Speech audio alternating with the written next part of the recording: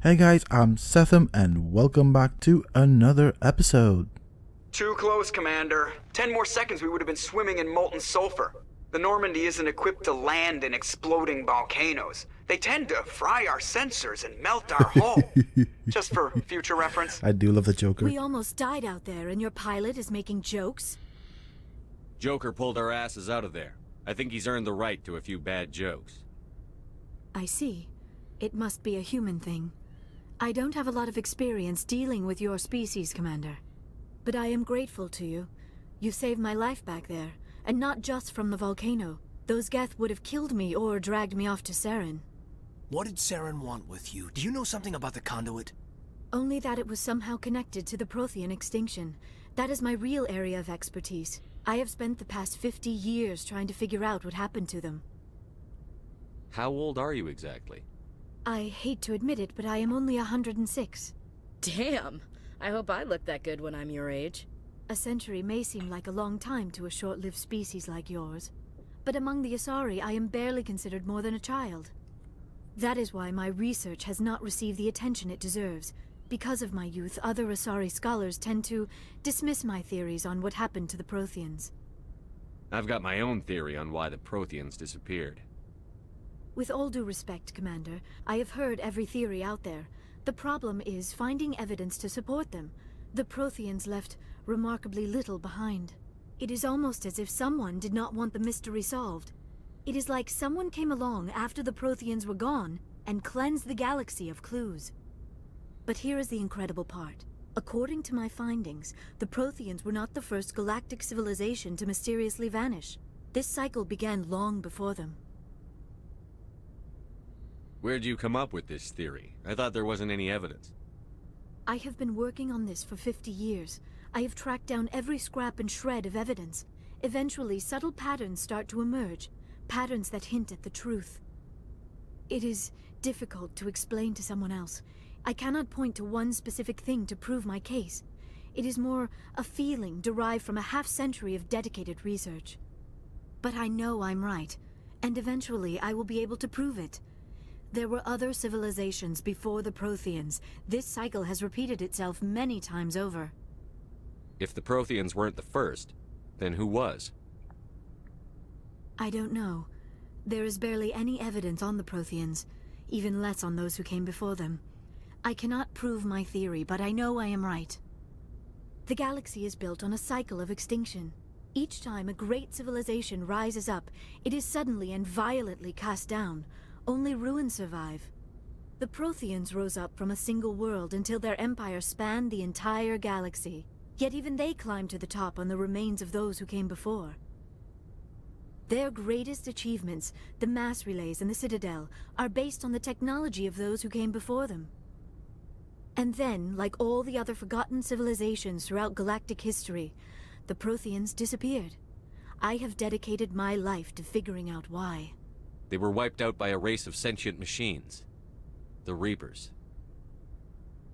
The Reapers? But I have never heard of. How do you know this? What evidence do you have? There was a damaged Prothean beacon on Eden Prime. It burned a vision into my brain. I'm still trying to sort out what it all means. Visions. Yes, that makes sense. The beacons were designed to transmit information directly into the mind of the user. Finding one that still works is extremely rare. No wonder the Geth attacked Eden Prime. The chance to acquire a working beacon, even a badly damaged one, is worth almost any risk. But the beacons were only programmed to interact with Prothean physiology. Whatever information you received would have been confused, unclear. I am amazed you were able to make sense of it at all. A lesser mind would have been utterly destroyed by the process.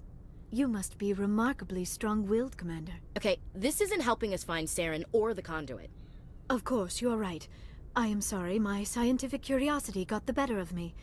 Unfortunately, I do not have any information that could help you find the conduit, or Saren. I don't know why Saren wanted you out of the picture, but I think we'll be a lot better off if we bring you along. Thank you, Commander. Saren might come after me again. I cannot think of anywhere safer than here on your ship. And my knowledge of the Protheans might be useful later on.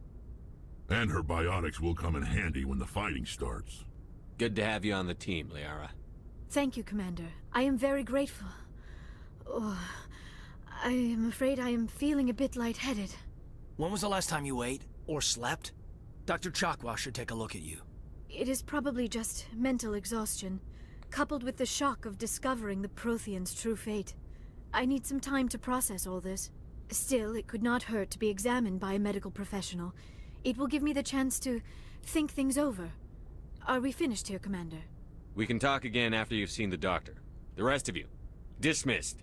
Mission reports are filed, Commander. You want me to patch you through to the Council? Patch him through, Joker. Setting up the link now, Commander. We've received your report, Commander. I understand Dr. Tassoni is on the Normandy. I assume you're taking the necessary security precautions.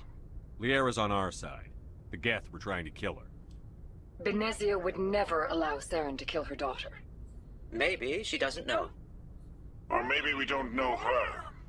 We never expected she could become a traitor. At least the mission was a success.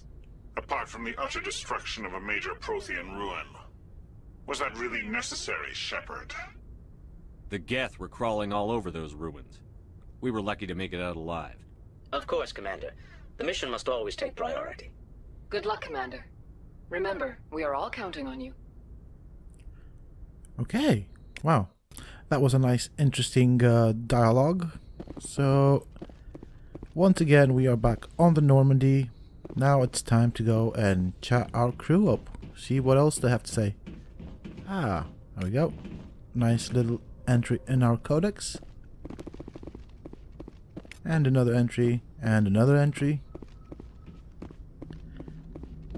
I prefer gold to silver, you know, for my medal. I figured you'd recommend me for one since I, pulled your boots out of the fire. If we present you with a medal, you'll end up sitting on stage listening to politicians make speeches for a couple of hours. Fun. That's a good point. They'd probably make me shave, too. I spent the last 7 weeks working on this baby. No medal's worth that. So, Commander, why don't you tell me why you're really here? I like to know my crew.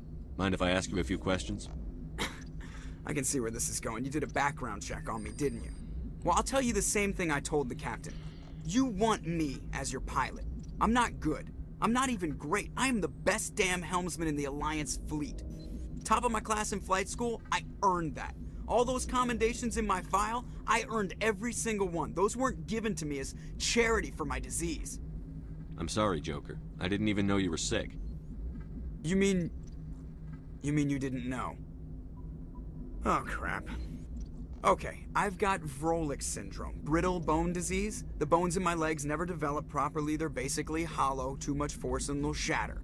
Even with crutches and my leg braces, it's hard to get around. One wrong step and crack! It's very dramatic. But I've learned to manage my condition, Commander.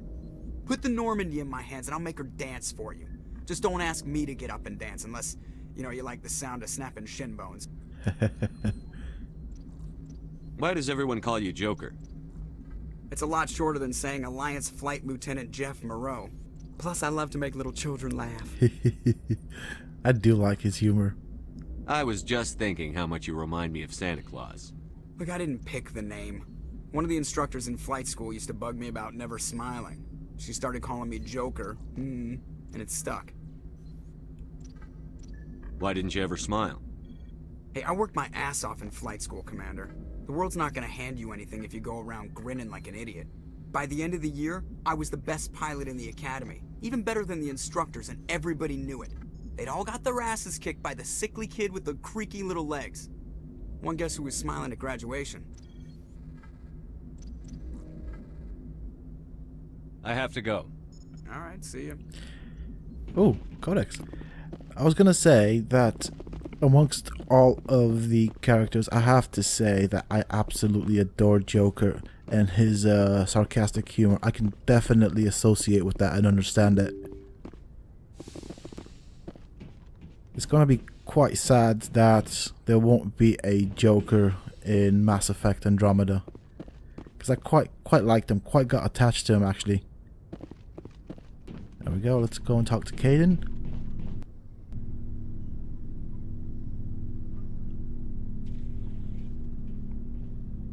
Anything you need, Commander? Just trying to get a sense of where the crew's at. Thoughts? Is this an official evaluation, Commander? Or off the record?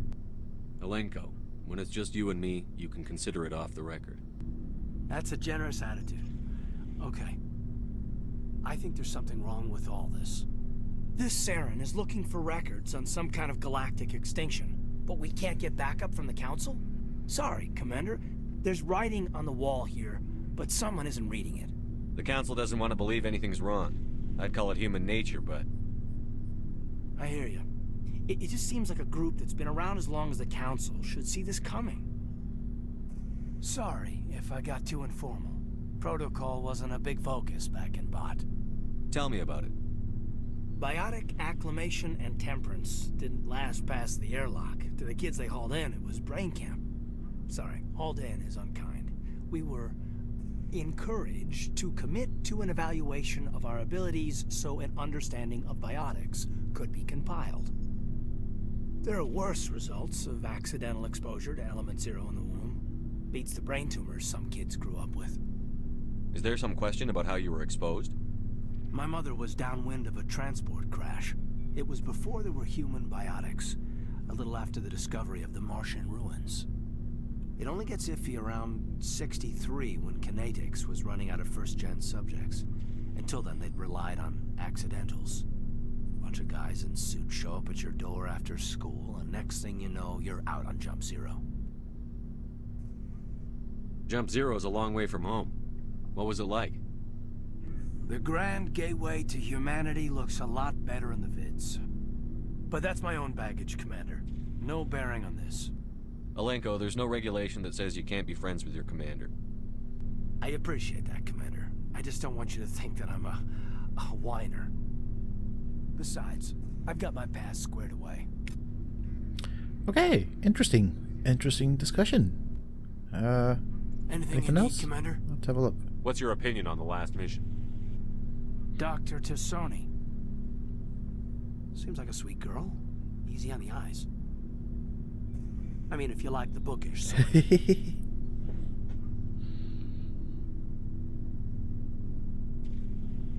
Any intentions there, Lieutenant?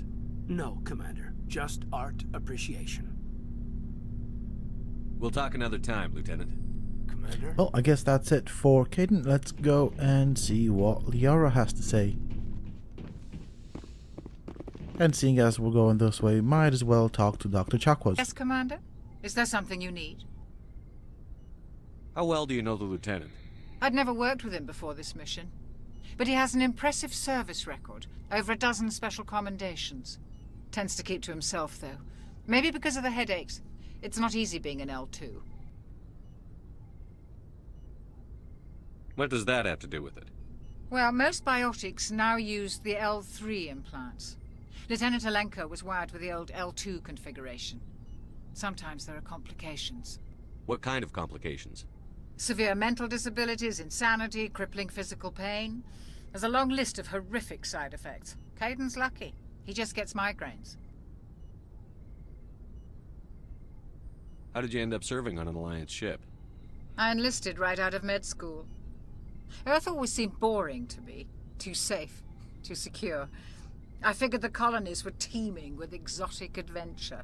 I wanted to travel the stars, tending the wounds of tough soldiers with piercing eyes and sensitive souls.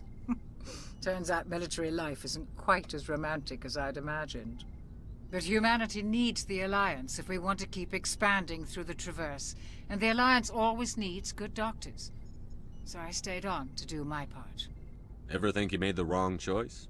Sometimes I think about opening a private practice back on Earth. Or maybe taking a position at one of the new med centers out in the colonies. But there's something special about working on soldiers.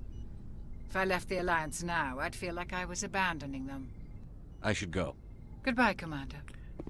Okay, and there you are, Liara.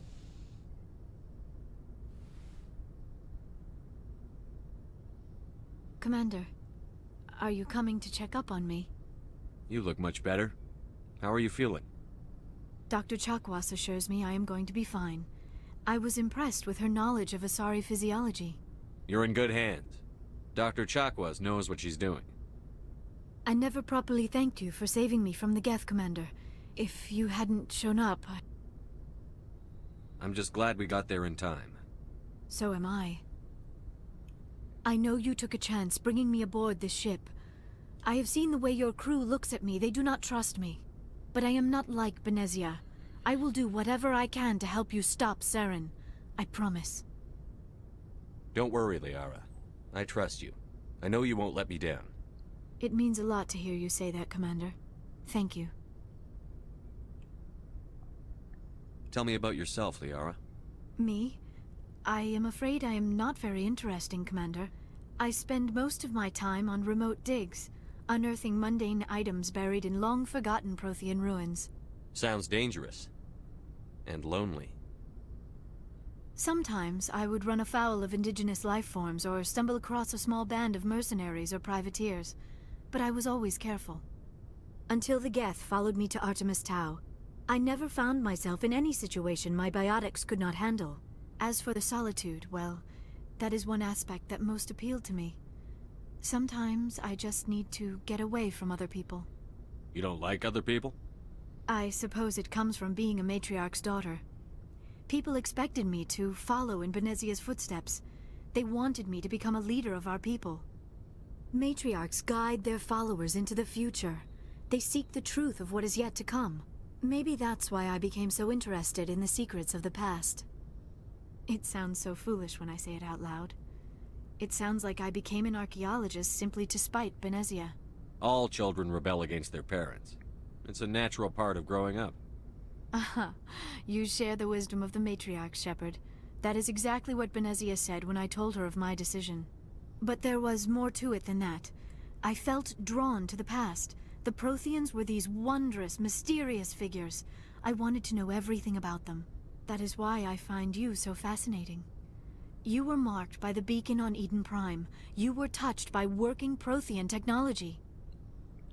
Sounds like you want to dissect me in a lab somewhere. What? No, I did not mean to insinuate. I never meant to offend you, Shepard.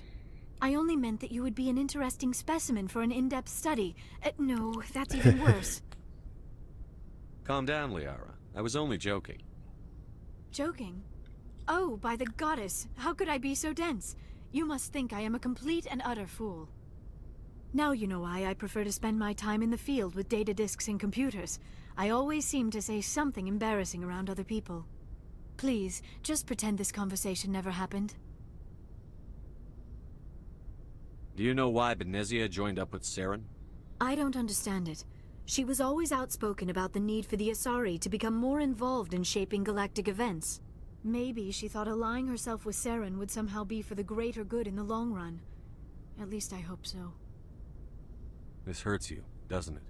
None of this makes any sense to me. I have not spoken to Benezia in many years, but I know her, and this was not like her. Something changed. I'd like to know more about the Asari. We were the first species to discover the Citadel. We were instrumental in forming the Council, and we always strive to be the voice of peaceful cooperation in galactic disputes. My people believe we are all part of a single galactic community. Each species contributes something to the greater whole. Although we seek to understand other species, it seems few of them seek to understand us.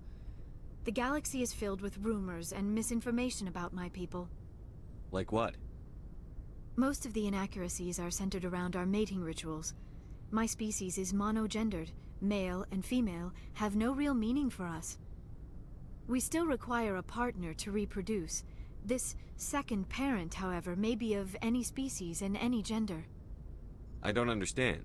Your species can mate with anyone?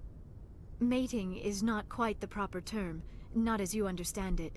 Physical contact may or may not be involved, but it is not an essential element of the union. The true connection is mental. Our physiology allows us to meld with other beings. We can touch the very depths of their minds. We explore the genetic memory of their species. We share the most basic elements of their individual and racial identities. We then pass these traits on to our daughters. It is how we learn to grow as a species and how we develop a greater understanding of other races. What happens to your partner after the union? Every relationship is different. Some unions are a single encounter with both parents parting ways afterwards. Others can be more long-term. Sometimes an Asari and her partner will stay together for many decades. Do you know who Matriarch Benezia chose as her partner? She rarely spoke of her partner. Though I know my father, if you want to use that term, was another Asari. Benezia never told you her partner's name? Union with our own kind is no longer common, not for the purposes of reproduction. Most Asari believe it weakens our species. Asari daughters inherit racial traits from the father species. If both parents are Asari, then nothing has been gained, or so conventional wisdom would hold. I am what is sometimes called a pureblood, though no Asari would ever be cruel enough to say the word to my face. It is a great insult among my people. It is possible Benezia's partner was embarrassed by their union. She may have been too ashamed to publicly acknowledge me as her offspring. Maybe she wanted to meet you but couldn't. Something could have happened to her. Maybe she passed away. You might be right. I hope you are. But I have no way to know for sure. Benezia never spoke of her partner. Whatever happened, it caused her too much pain to dwell on it. She raised me by herself, though that is not uncommon. Many Asari raise their children alone, particularly if the father species is short-lived. Often the partner will pass on long before the child reaches maturity.